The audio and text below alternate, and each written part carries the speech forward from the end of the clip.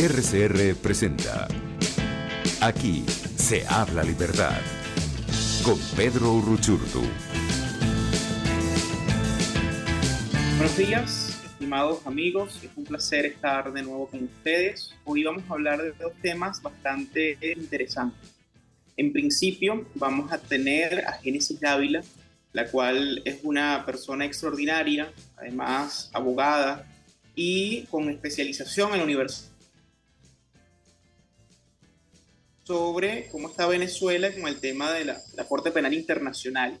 Pero antes, reconocemos al director de la estación, Jaime Nesteres, la gerencia de producción, Catherine Manzano, en la producción, Justo Navarro y Catherine Manzano, en los controles, Julio Pinto, y este es un programa, por supuesto, de nuestro compañero Pedro Uruchurtu.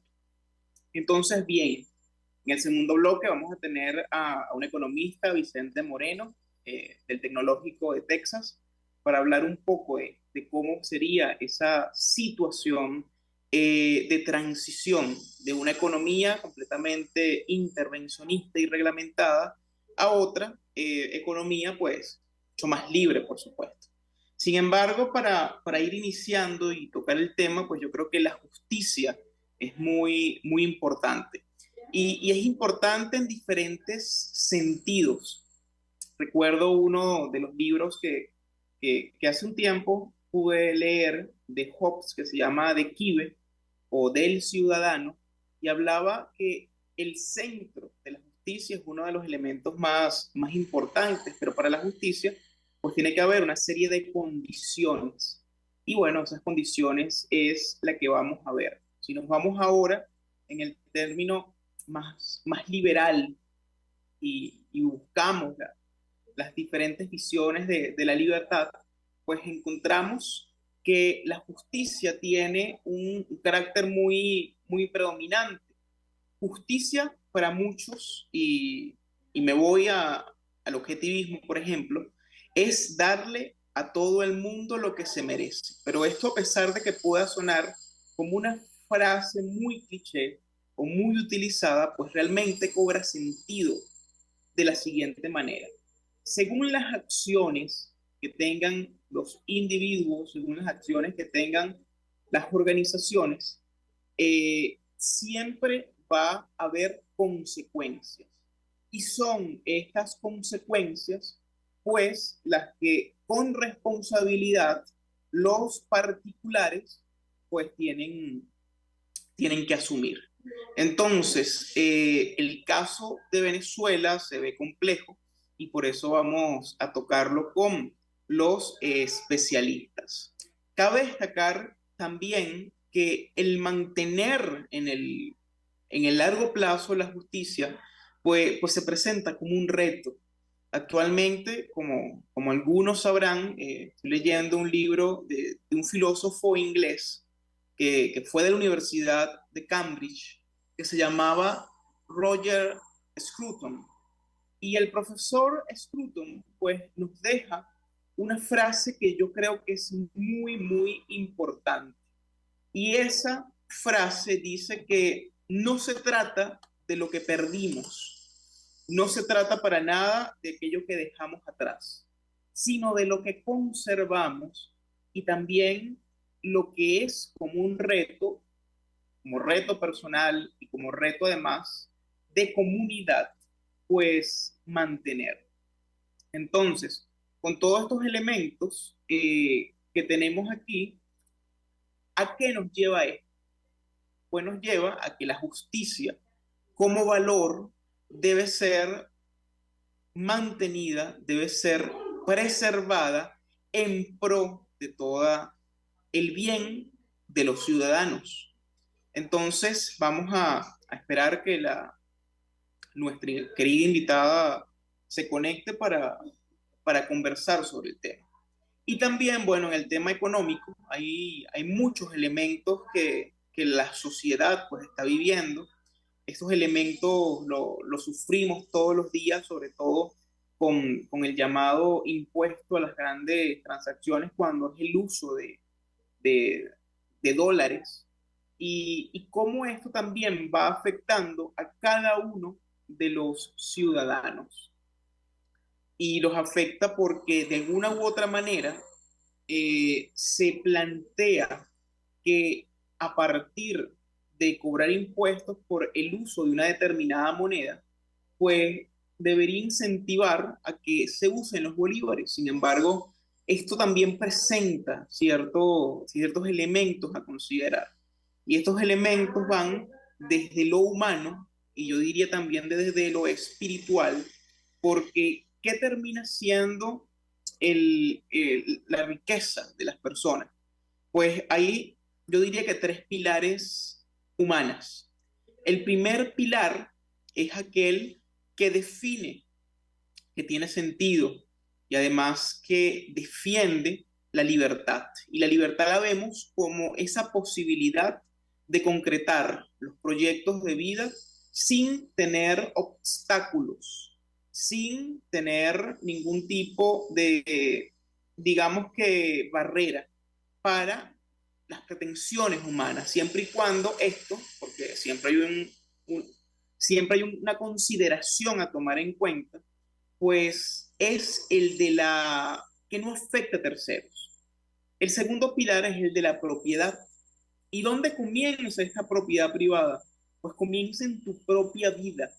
Es decir, tú como persona, tú como individuo, eres dueño de tu cuerpo y con tu cuerpo unido a tu mente, pues llevas adelante acciones. Estas acciones no deberían tener ningún tipo de barrera siempre y cuando no irrumpa con la libertad individual de otras personas.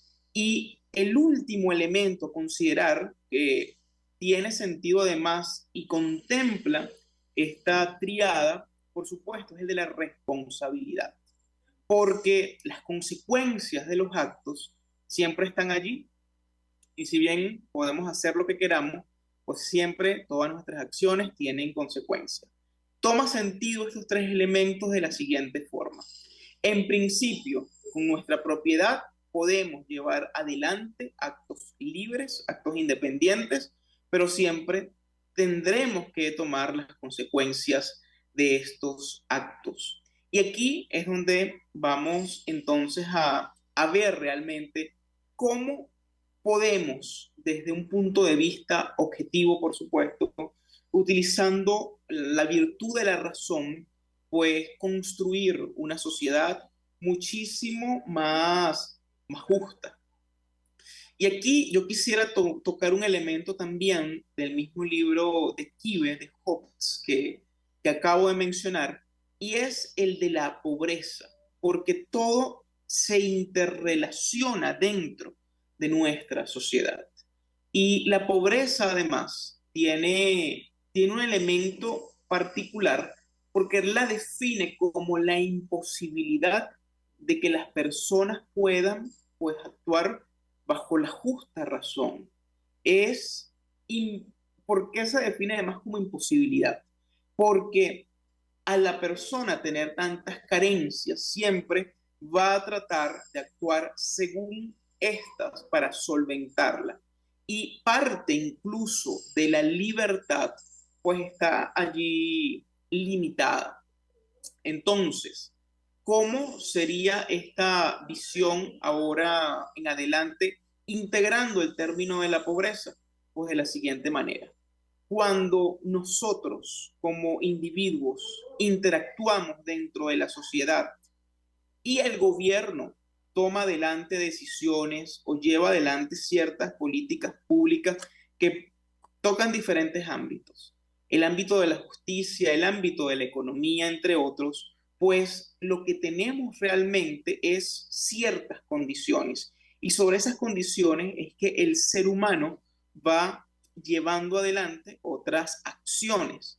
Pero si bajo estas decisiones del gobierno afectan de manera directa o indirecta el libre accionar de las personas, pues aquí es en donde encontramos uno de los principales problemas, que es que si las políticas empobrecen, si las políticas tienen y contemplan además y dan como resultado malas decisiones, pues la verdad es que se afecta directamente al individuo en su bolsillo. y es el bolsillo de los individuos donde del Estado, y el Estado puede verse como una abstracción, yo prefiero hablar de los que gobiernan, pues tienen mucha más visión eh, hasta de poder controlar a los individuos de alguna manera. Entonces, recuerdo un artículo que escribí hace muchos, muchos años que hablaba de cómo las personas pueden ser entrenadas como animales según los incentivos perversos, por supuesto, que ciertos estados pues son capaces de llevar adelante.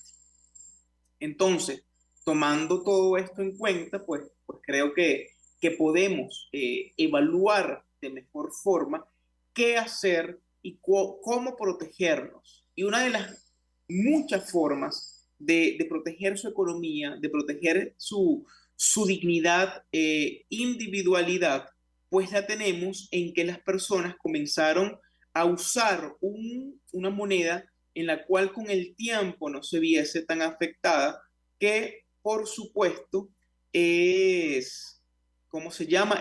Los dólares, por ejemplo, o los euros.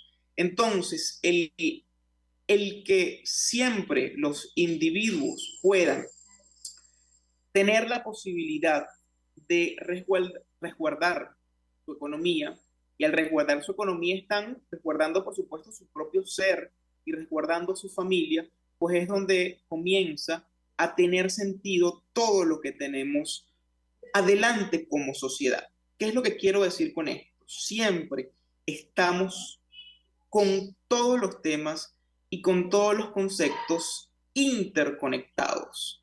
Es decir, todos los temas son muy importantes y sobre todo el de la justicia, el del Estado de Derecho, pues es donde toma mucha mayor forma.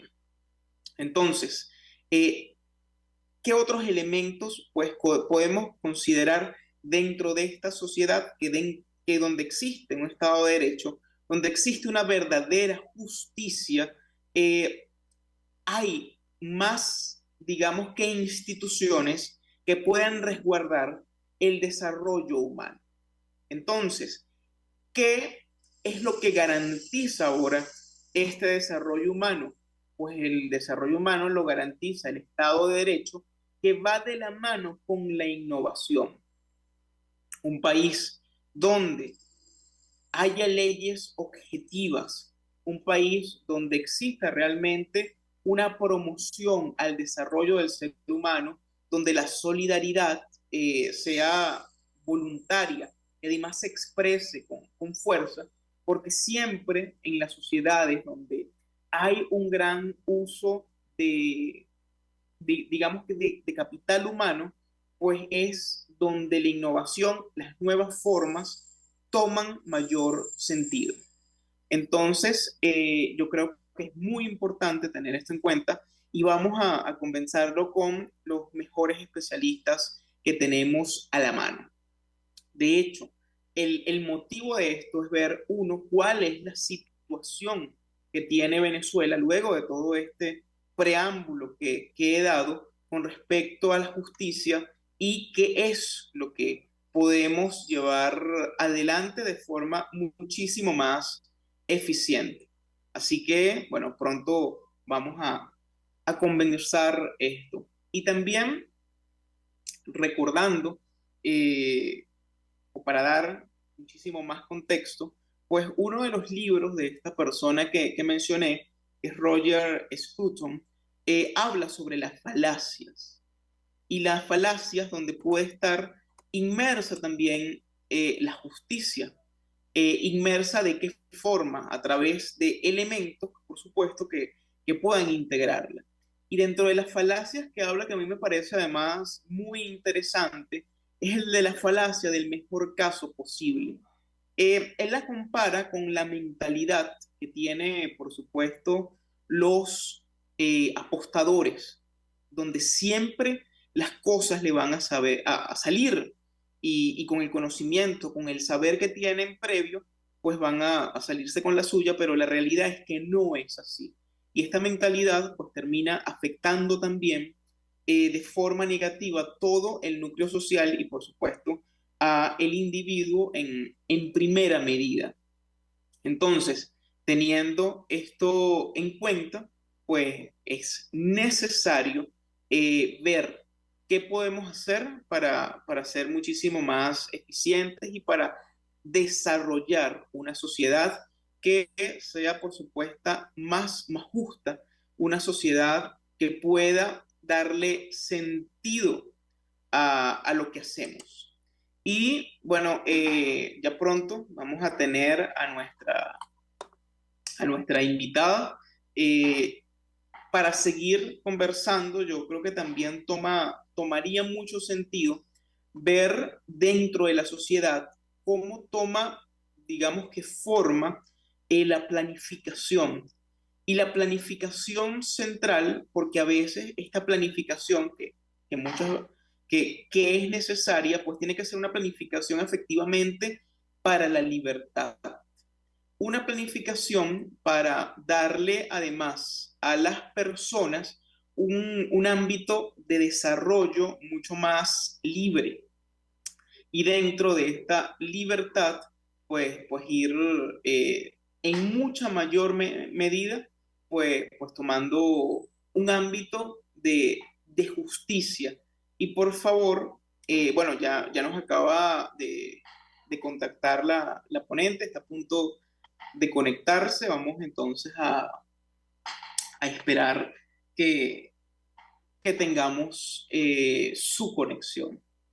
Y bueno, para seguir dando contexto desde, por supuesto, la doctrina y los libros, pues yo le recomendaría un libro muy importante que también habla de esa justicia y habla de cómo darle forma a las sociedades, que es La rebelión de Atlas de Ayn Rand.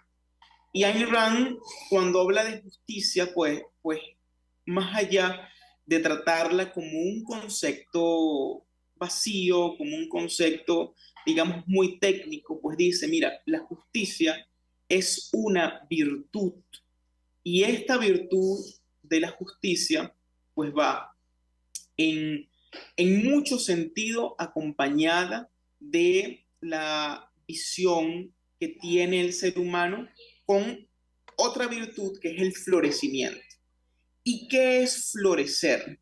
Pues florecer es que las personas puedan formarse, que puedan desarrollarse, no solamente en su conocimiento, sino también en esa estructura y visión de vida con respecto a las demás personas. Es decir, la persona toma sentido muchas veces en comunidad.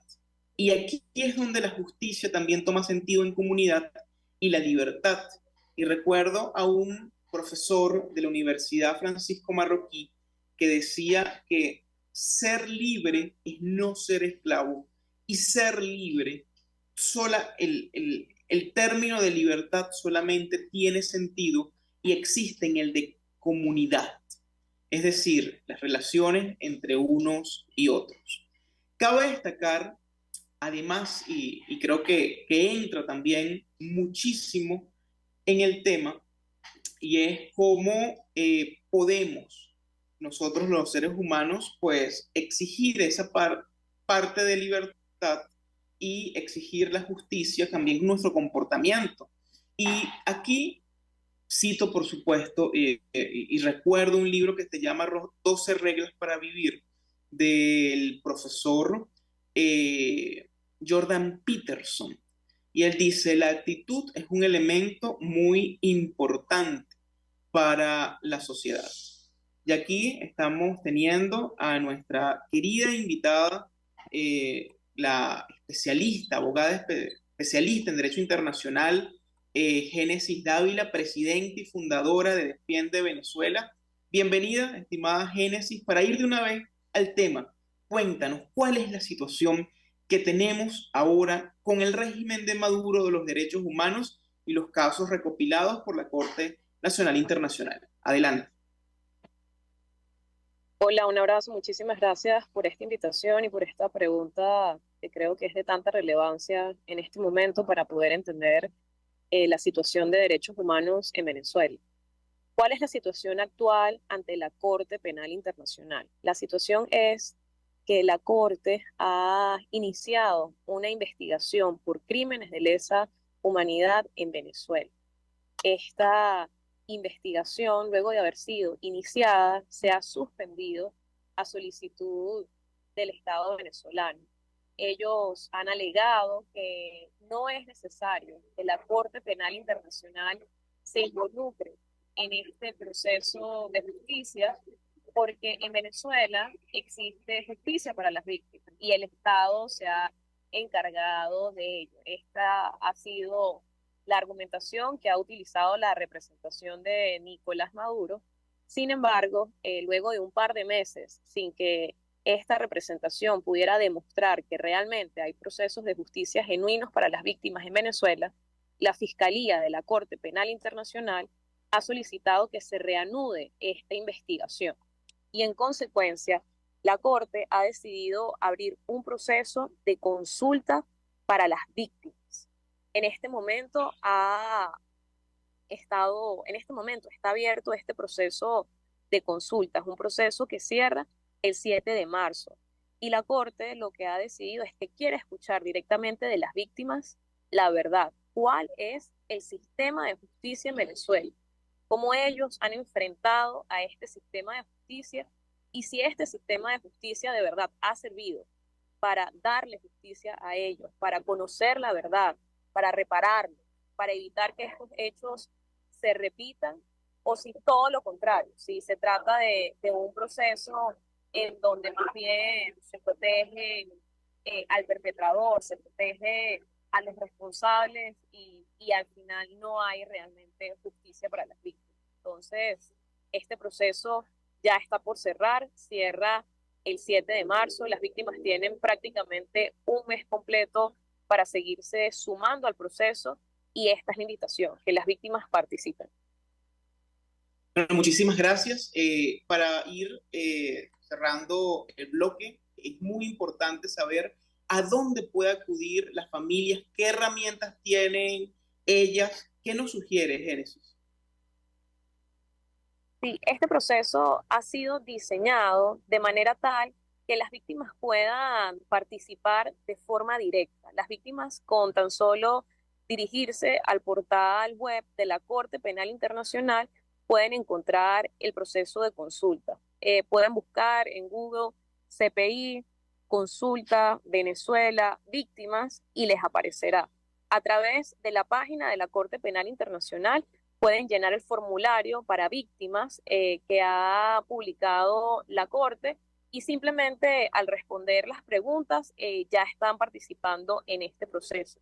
Hay otra alternativa que es descargar el formulario, llenarlo en la computadora y luego enviarlo por correo electrónico.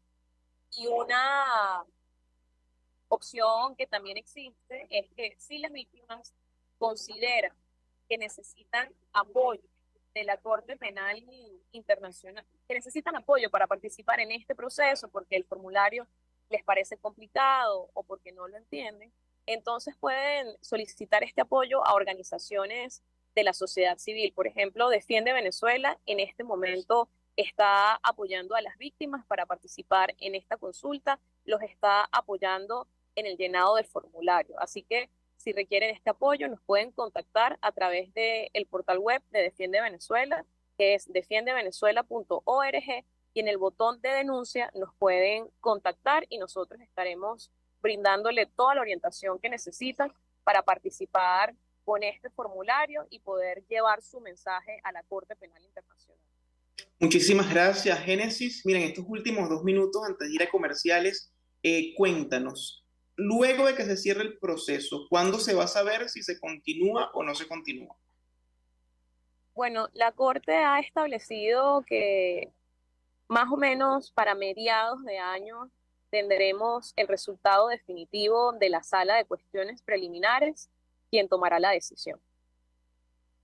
Excelente. Bueno, Génesis, muchísimas gracias. Sabemos que eres una persona muy preparada, muy ocupada. Tu labor es muy noble y será un gusto en otra oportunidad que más avanzado el proceso tenerte de nuevo. Así que bueno, muchas Muchísimas gracias. gracias. Nos vamos ahora a los comerciales. Feliz día, Génesis. Feliz día.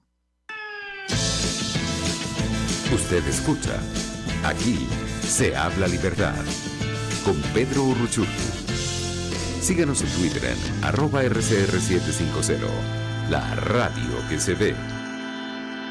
Puedes seguirnos en nuestras redes sociales. En Twitter, @RCR750, la radio que se ve. En Global Therap seguimos comprometidos con tu rehabilitación física, te ayudamos a recuperarte de tu posoperatorio y en el alivio del dolor.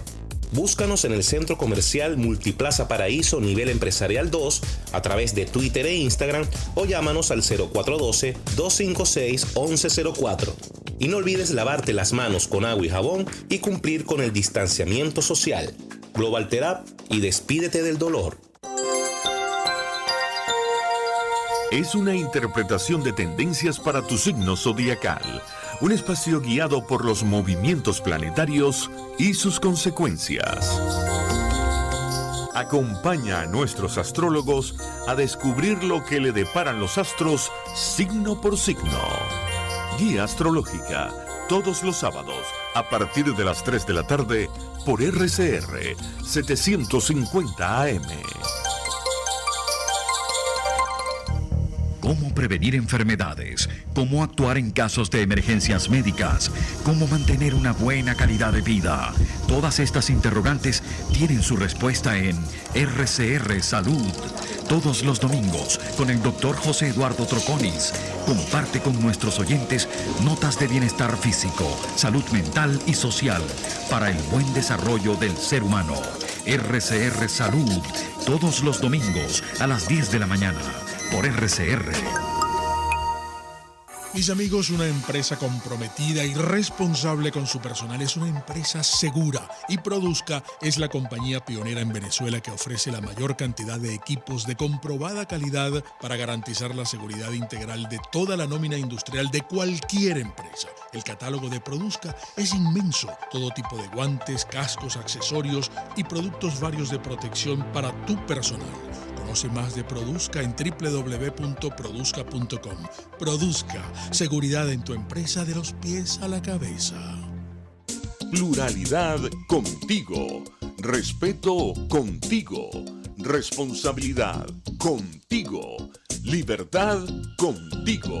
Estamos contigo y punto. De lunes a viernes a la 1 de la tarde. Contigo, solo por RCR 750 AM, porque lo bueno une. RCR 750 AM, porque lo bueno une.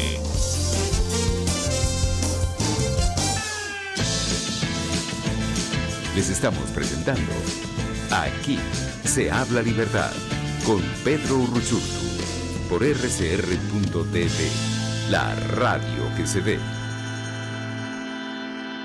Buenos días, estimados amigos, un gusto estar de nuevo con ustedes. En esta oportunidad vamos a hablar de economía. Y para eso lo hacemos con Vicente Moreno Casas, quien es economista, tiene máster en economía austriaca y actualmente se encuentra en Texas estudiando su doctorado. Cuéntanos, Vicente, ¿cómo estás? ¿Cómo ves, en principio, para ya entrar en materia, económicamente, digamos que Latinoamérica? ¿Qué apreciaciones tienes? Hola, muy buenos días desde Texas.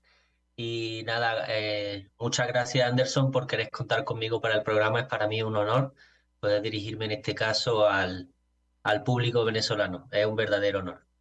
Para empezar, pues bueno, yo he de decir que mi foco es más, imagino por donde me he criado toda la vida, es más la economía española. Sabes cómo va la economía española, europea, incluso americana, pero porque la americana, la estadounidense concretamente, es como el referente para todo.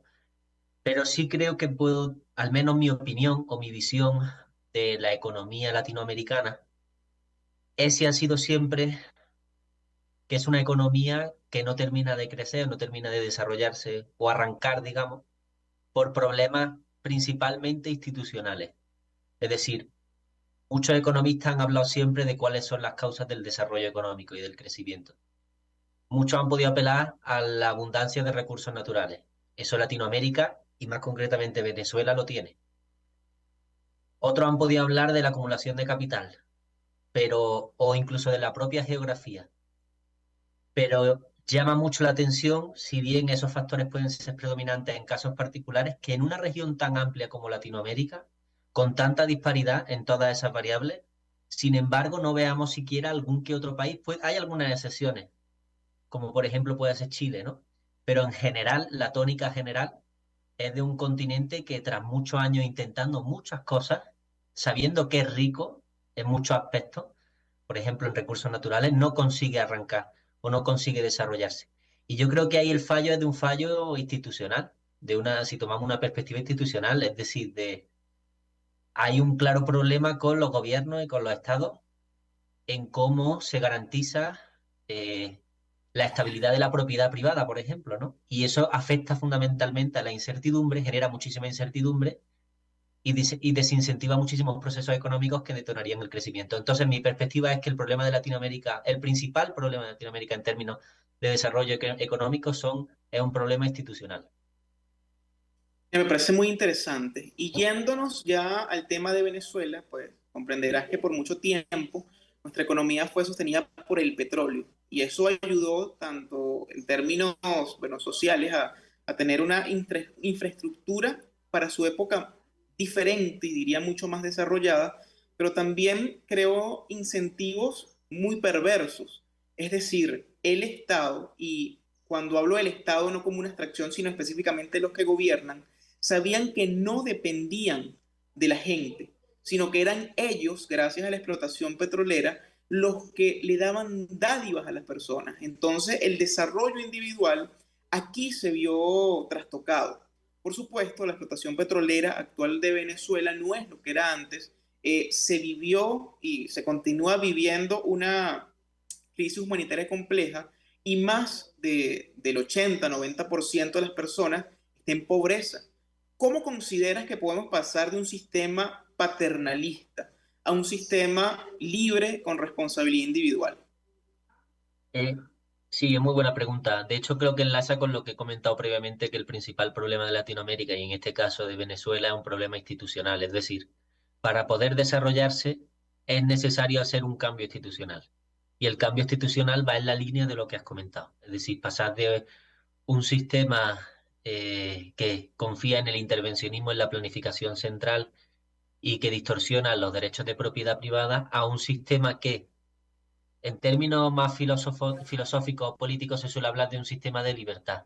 Pero si nos centramos en términos económicos y lo concretamos un poco más, sería un sistema de propiedad. Es decir, un sistema donde el Estado o las instituciones garantizan a los agentes económicos que pueden tener acceso a la propiedad privada, que esa propiedad privada es estable en el tiempo y que el gobierno no va a interferir en esa propiedad privada. Y yo creo que eso es fundamental, es decir, garantizar esa cuestión institucional de buen acceso y estabilidad de la propiedad privada. Y luego también, muy importante, como has comentado, la cuestión de lo que muchos llaman aquellos agentes en una economía que son buscadores de rentas, ¿no? Esa mayor dependencia de la economía venezolana en un inicio del petróleo, pues llamó a que hubiera muchos buscadores de rentas que no hacen otra cosa que romper con uno de los principios fundamentales de cualquier buen encuadre institucional, que es la igualdad jurídica de todos los agentes. Porque hay ciertos agentes que son privilegiados en cierto sentido a través de rentas o que se dedican a extraer rentas. La solución aquí pasa por una redefinición institucional. Una redefinición institucional, como muchos podríamos llamar, de estilo liberal. Es decir, asignar bien y de manera igualitaria en un sentido jurídico, no distributivo, en un sentido jurídico, los derechos de propiedad privada. Y evitar que existan privilegios de tipo como los que se han vivido hasta ahora, que están relacionados con la búsqueda de renta. Eso es fundamental y sin eso no se puede conseguir cualquier otra cosa, por mucho petróleo que haya. Mira, me parece bastante interesante que por mucho petróleo que haya, pues si no se cambia institucionalmente, pues vamos a seguir en una situación terrible y lamentable. Yo diría que esperando por vías democráticas al siguiente dictador. Y esa yo creo que vale la pena pues reflexionarlo. A ver, Vicente, tú sabes que en Venezuela el Estado ha actuado de dos formas. Como agente económico. Ha sido intervencionista, pero su intervencionismo no es nuevo. Ya antes de lo que es el proceso del chavismo, pues era muy intervencionista, había un control de precios. Por supuesto que en diferentes situaciones. En uno de los gobiernos, recuerdo que haber estudiado, fue el presidente Caldera, un demócrata cristiano, para ponértelo en términos claros, reguló el precio del ajo, pero también reguló el precio de los carros Mercedes-Benz. Pues ahora en el país se quieren buscar lo que son los precios justos. Se sancionan locales comerciales. En el pasado se hacía con mucha más dureza porque estaba incluso prohibido el uso del dólar, pero es otra pregunta que te haré más adelante. Entonces, ¿cómo podemos pasar además a un sistema completamente diferente? Es decir, que el Estado no sea intervencionista, pero que tampoco sea planificador, porque la forma de planificación que también se usó era a través de lo que se denominaba el programa de las cajas CLAP, y era determinar qué es lo que una familia pues podía comer o debía comer según sus nutrientes, y se le daba. Además que este sistema de planificación estaba acompañado con el intervencionismo. ¿Y qué teníamos en realidad? Pues una gran escasez. O sea, ¿cómo nosotros superamos eso a nivel, yo diría que más que institucional, o sería qué políticas económicas considera que se pueden llevar adelante para irnos a esta nueva realidad? Más libre, por supuesto. La verdad es que es complicado, ¿no? Porque el tema de las políticas planificadoras e intervencionistas, aunque suene mucho ahora mismo de algo de Venezuela, yo por la experiencia personal que puedo contar, en Europa existen. O sea, si nos vamos a las grandes capitales europeas, hay un grandísimo problema de escasez de vivienda precisamente por políticas de control de precios sobre los alquileres. En España está ocurriendo lo mismo y recientemente se ha hecho también la planificación de vía control de precios para la cuestión del gas. Entonces, solución clara,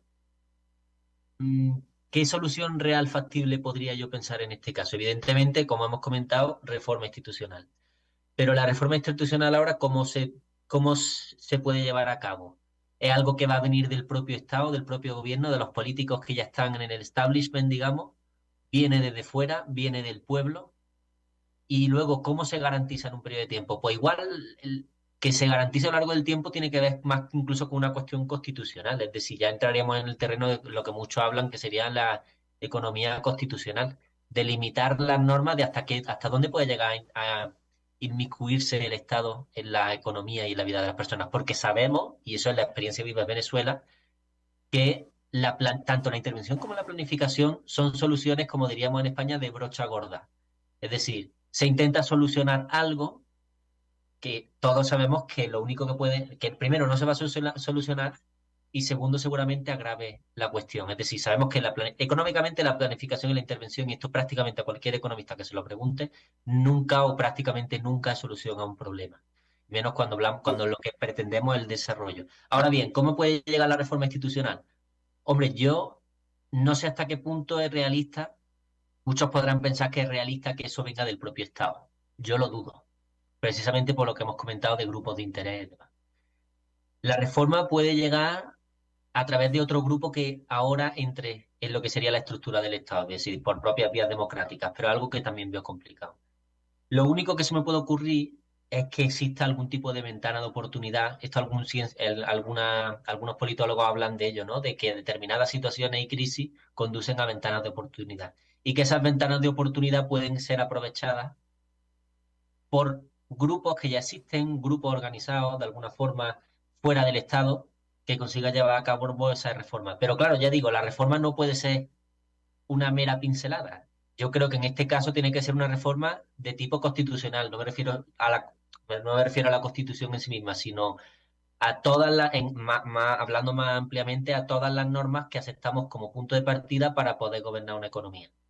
un país, ¿no? Eso me refiero en términos constitucionales. ¿Cuáles son las normas que no podemos tocar? Pues eso debería llegarse a... Ok. Eso debería incluirse como una cuestión fundamental. Ahora bien, la reforma, pues me resulta más complicado de poder plantearla, ya digo, porque puede haber la vía principal o que todo el mundo piense que es la típica democrática, que venga del propio gobierno o que llegue otro grupo al gobierno y pueda cambiarlo. Pero eso no sé yo si termina de ser verdaderamente realista. La otra alternativa, que sí es real, es que pueda haber una ventana de oportunidad y gracias a una conciencia creada previamente con unos objetivos comunes, entonces se aproveche esa ventana de oportunidad para poder cambiar. Pero aquí recuerdo un poco las palabras que decía el socialista Gramsci, Antonio Gramsci, que decía, para tener socialismo la gente tiene que ser socialista.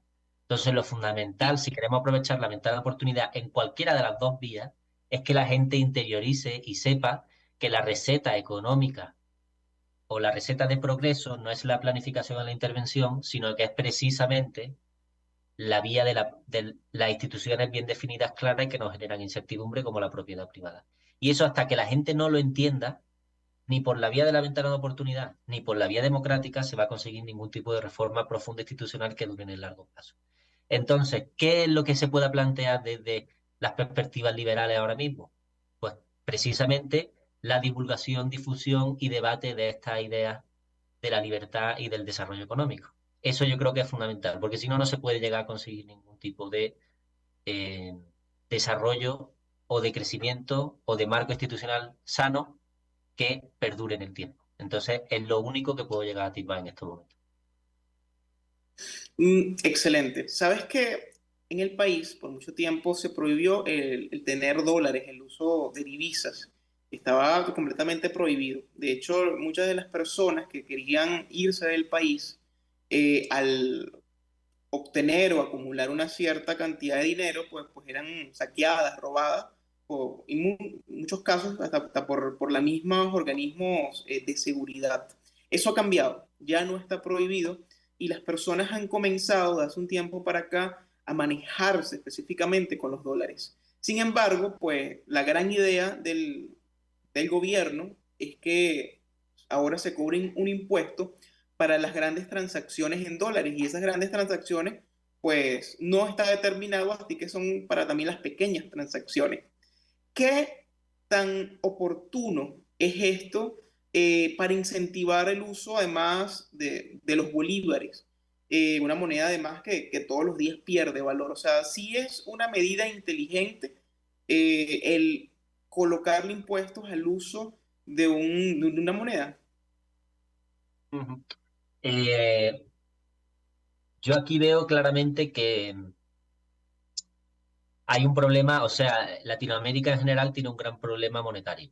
O sea, el caso es Venezuela, el caso es Argentina, Brasil incluso, que ha tenido, digamos, un banco central relativamente estable, ahora quiere encargárselo también y ha estado creando relativamente tasas relativamente media alta de inflación en los últimos tiempos.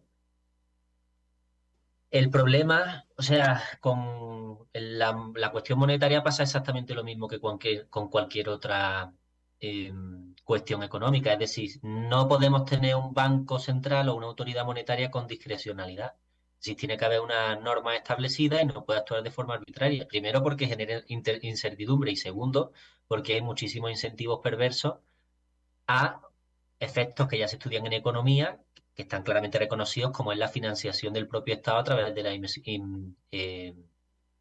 impresión monetaria, ¿no? O también la monetización de deuda. Y al final lo que causa es efectos redistributivos de lo que serían los agentes económicos que últimamente reciben el dinero hacia los primeros emisores de ese dinero. O sea, eso distorsiona la economía de manera increíble y puede llegar a hiperinflaciones, que ejemplo más claro que el de Venezuela. Entonces, entiendo que el gobierno y el Banco Central de Venezuela quiera seguir manteniendo el bolívar. Por supuesto, es que es lógico, porque tienen soberanía monetaria y con eso pueden hacer muchísimas cosas, entre ellas monetizar deuda o aprovecharse de lo que se conoce como los efectos Cantillón, que es poder ellos crear moneda y así abastecerse. Que hayan tenido que abrir la mano al dólar, por supuesto también, porque es que si no, se terminaban de cargar la economía. ¿Qué moneda fuerte había en Venezuela? Ninguna. Pues de alguna forma tienes que abrir. Claro, al mismo tiempo, el hecho de abrir la economía y de que haya relativo mayor crecimiento económico, un poco más de estabilidad o un poco más de florecimiento, te permite también extraer de rentas de ahí. De ahí que lleguen y te pongan un impuesto al dólar. Tiene doble función. Primero, extraer rentas de donde hay crecimiento y segundo, seguir incentivando de alguna forma en el margen que se pueda llegar en determinadas transacciones a seguir utilizando el dólar. Y por ahí mantengo la soberanía monetaria que me permite monetizar deuda, por ejemplo. Pero ¿cuál es la única solución aquí que hay? Pues uno, o tener un banco, de nuevo, reforma institucional en el seno de lo que sería la autoridad monetaria, acabar con la discrecionalidad, poner unos objetivos claros de inflación siguiendo otros modelos como pueden ser, bueno, tampoco quiero seguir otros modelos porque tampoco es que la Reserva Federal o el Banco Central Europeo sean los reyes de la neutralidad en absoluto, porque también están siendo bastante arbitrarios, pero que sigan reglas monetarias abstractas o neutras como puede ser la regla de Taylor, que en teoría se ha propuesto ya muchísimas veces y se ha seguido por bancos que han conseguido relativamente mantener en calma la inflación. O también hay otra alternativa, que es que si ya el bolívar no da para más, ¿por qué no hablar de una posible dolarización? Si ha sido un caso que ha funcionado, por ejemplo, en Ecuador muy bien. Y además ahora mismo se está permitiendo el uso del dólar. Si es que de alguna forma, de manera espontánea, la economía, parte de la economía venezolana ya se está dolarizando porque la gente demanda dólares y no bolívares, ¿por qué no permitir esa dolarización? Si sabemos que es algo que va a aportar relativa estabilidad institucional y económica. Pues ¿por qué no? Claro, no evidentemente porque el gobierno perdería su soberanía monetaria y todo lo que implica con ello. Entonces yo creo que evidentemente aquí es un gran... Por un lado es positivo que se abra la mano al dólar, pero evidentemente el gobierno de ahí tiene que pillar su parte. Por un lado desincentiva en el margen la tenencia de dólares y al mismo tiempo aprovecha la existencia del dólar para extraer rentas de ahí. La solución a eso que veo más clara o puede ser más efectiva, pues la dolarización creo que es una buena estrategia. Mira, me parece excelente, sobre todo como lo has plasmado, y ya nos quedan los últimos 10 minutos de programa. Tú estás actualmente, o uno de tus temas de especialización es la economía de la complejidad. Para ya pasar a otro tema, para ver al futuro, ¿puedes resumir de una forma, o sea, muy concreta, muy sencilla, que nuestra audiencia pueda entenderlo? Y cómo eso tomaría sentido, además, en los países latinos.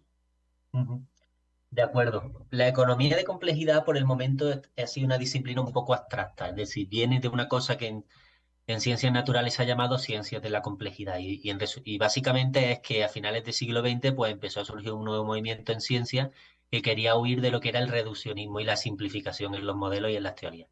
Y entonces, intuitivamente, la idea de complejidad lo que nos lleva es que queremos ahora hacer teorías y modelos que intenten capturar de manera mucho más realista toda la complejidad que tiene la realidad, más allá de modelos súper ideales que hasta el momento se habían creado. Y eso se sigue dando concretamente en economía. Entonces, en los últimos tiempos ha habido economistas que han dicho, oye, si en ciencias naturales están haciendo eso, ¿por qué no podemos hacerlo nosotros aquí? Más sin todos nuestros modelos superidealistas se han demostrado fracasados a la hora de anticipar crisis económicas, gestionarlas, etc. Entonces, eso sería un poco la idea de la economía de la complejidad. Mirar a la economía, querer interpretarla y analizarla en toda su realidad y complejidad e intentando evitar excesivas modelizaciones idealistas. Esa es un poco la idea que hay detrás. Y curiosamente, hay un economista venezolano detrás de aquello que fue ministro venezolano, que es Ricardo Hausmann. Claro. Este hombre ha sido uno de los que han contribuido. No sé qué fama tendrá Ricardo Hausmann en Venezuela, no lo sé. Pero al menos Muy buena. Tiene buena fama. De hecho, doctor de Harvard, sí. Una persona que estuvo en un gobierno de transición para, bueno, mejorar las cosas del país y la visión rentista. Lamentablemente no llegó al término, pero muy respetable. Sí, pues precisamente él en los últimos tiempos en Harvard desarrolló este enfoque de complejidad, que de alguna de las formas, que una de las conclusiones principales a las que llegaba era la idea de que una de las cosas que lleva a que un país sea más complejo, al final ellos equiparaban el desarrollo económico o la riqueza a que un país sea más complejo, ¿no? ¿Y eso qué implica? Pues que hay más interrelaciones entre los distintos agentes, entre las empresas, entre los consumidores, entre las familias, incluso colaboración público-privada. Y entonces una economía se hace mucho más compleja y florece. ¿Cuál fue una...? Un sesgo ideológico no es ni liberal ni es de izquierda, sino que es técnica, ¿cierto? ¿Podría ser así? ¿Qué se refiere a? Sí, por un momento, o sea, por un momento se plantea como una ciencia. Es decir, Ok, intentamos describir esto científicamente, es decir, nos dejamos ahora mismo de cuestiones normativas o morales. Estamos intentando excelente. hacer un modelo. Pero ¿cuáles son las implicaciones que se derivan de ese entendimiento de la realidad? Pues las implicaciones sí pueden llegar a ser normativas, ¿no? Y una de las cosas que se estudió es que la complejidad tenía que ver con la riqueza y al mismo tiempo esa complejidad venía explicada por la diversidad que podía haber en un país en términos de productos, de lo que fabricaba un país y exportaba hacia afuera, ¿no? Cuanto más diversos sean tus productos, más complejos serán, más compleja será tu economía, porque necesitan más empresas, más capacidades, en resumidas cuentas, en tu economía, o más diversidad de capacidades para producir mayor diversidad de productos. Y toda esa diversidad estará interrelacionada unas con otras, y habrá mucha sinergia. Pues era un poco, ahí está un poco la idea de la complejidad. ¿Qué puede hacer un país para conseguir el desarrollo económico? Que el propio Hausmann da recomendaciones para ello. Pues intentar ver cuáles son lo que se llama espacio de producto, es decir, en qué cosas estoy yo relativamente especializado que puedo llegar a producir. Pues una vez sabiendo eso, se puede llegar luego a determinar que tenemos que aspirar a una mayor diversidad en lo que sería nuestra cesta de productos que exportar. Entonces, Venezuela hasta el momento ha podido ser muy dependiente del petróleo. Está bien buscar la especialización por ahí, por un producto, pero si se quiere llegar a mayor desarrollo y complejidad, se tiene que tender también a la diversidad y en otros productos. Una diversidad conectada o que puede partir por hecho que haya dependencias de camino del propio petróleo. Entonces, muchos que pueden pensar en la receta para el crecimiento económico de Venezuela por teorías tradicionales pueden llegar a decir, si usted tiene ventaja competitiva en el petróleo, produzca usted petróleo. Y tiene razón en parte. ¿Por qué? Podría empezarse por ahí, pero la complejidad nos demuestra que la diversidad en lo que un país exporta trae mayor complejidad y mayor riqueza y mayor desarrollo. Entonces, una estrategia para Venezuela sería, ok, petróleo, pero intentemos luego, a partir del petróleo o productos relacionados con el petróleo, buscar diversidad en lo que este país produce. Entonces, eso podría ser una estrategia de desarrollo económico basada en la complejidad en un autor venezolano para Venezuela. Excelente. De hecho, me recuerda mucho, no sé si has podido estudiar el caso de Arabia Saudita, que también es un país petrolero y que está diversificando con el plan Saudí 2000, Visión Saudí 2030. Quizá, bueno, sería un ejemplo interesante para Pues el sí, futuro. Miren, nos precisamente. quedan 3 minutos, gente. Creo que no hemos tenido mejor invitado sobre este tema que tú. De verdad, muy agradecido con tu disposición. Danos un mensaje final, alguna reflexión que te parezca importante en estos tiempos que corren para la audiencia venezolana. Adelante. Pues es complicado. ¿Qué puedo yo decir? Lo que podría decir es primero que que en el conocimiento donde está el poder en todos los sentidos, el poder de decisión, el poder de determinar tu vida, el poder de determinar hasta a dónde quiere ir una sociedad. Entonces, a todos aquellos que nos escuchan, les diría que aprovecharan para ganar conocimiento y formación, para entender cómo funciona el mundo, para entender cómo funciona la sociedad. Muchas de las cosas que se acaban diciendo, opinando, decisiones, estrategias, fallan precisamente por no entender bien la realidad o no querer entenderla. Pero es precisamente ese ánimo de querer buscar la verdad en cierto sentido, más metafísicamente, o simplemente querer entender bien los mecanismos que rodean el mundo, nos va a llevar a decisiones acertadas. En cualquier caso, en casos personales, en casos familiares, empresariales o de cuestión de gobierno y sociedad civil. Entonces, mi recomendación en este caso es, primero, formarse, intentar adquirir conocimiento, buscar siempre la verdad en todos los ámbitos y luego también entender y buscar fuera de Venezuela qué recetas, qué hacen en otros sitios que funciona. Simplemente copiarlo. Muchas veces yo pienso, incluso en el mundo empresarial se dice, ¿no? La gente busca innovar, crear, ser disruptivo y está bien, pero pocos lo hacen. Y los pocos que lo hacen, menos todavía consiguen hacerse ricos o triunfar. Mucho más sencillo, y es como sobrevive la gran parte de la economía, de la agente económico, es simplemente ver qué hacen otros modelos exitosos y copiarlos. Si sabemos, por ejemplo, que Ecuador ha funcionado bien con la dolarización, copiémoslo. Si sabemos que otro país vecino nuestro ha funcionado bien con X medida, copiémoslo. No hay que comerse la cabeza, como decimos aquí. Simplemente tener afán de conocimiento, búsqueda de la verdad, y tampoco es necesario tener que ser plenamente disruptivo y crear el propio plan auténtico y único para Venezuela. No es necesario. Se puede buscar algo bueno en nuestros vecinos y en los demás. Y yo creo que ese es el mensaje que puedo decir. Bueno, muchísimas gracias, Vicente. Espectacular esta media hora y este bloque.